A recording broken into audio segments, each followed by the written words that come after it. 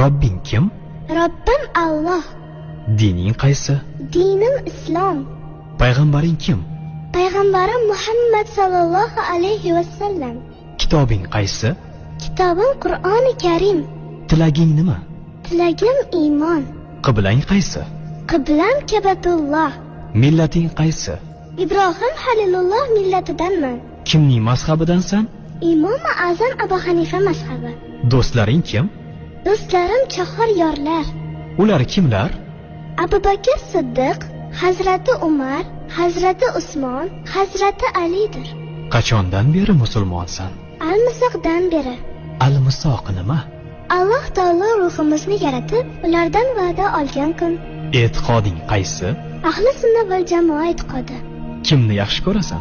Alloh taoloni. Undan keyinchi? Payg'ambarimiz Muhammad alayhissalomni. Assalomu alaykum.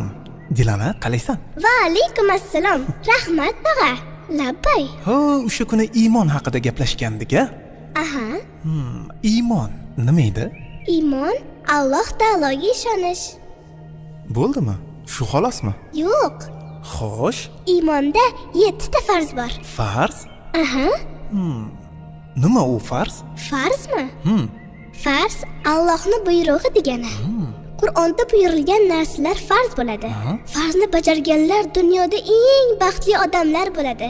Chunki Allohning buyrug'ini bajarganlar jannatga tushadi.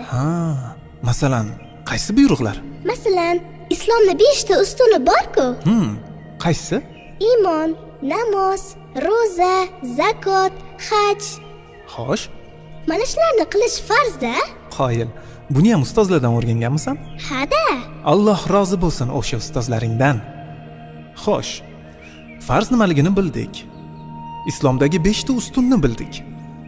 Endi o'sha iymondagi 7 ta farzni ham aytchi. Xo'p, iymonda 7 ta farz bor.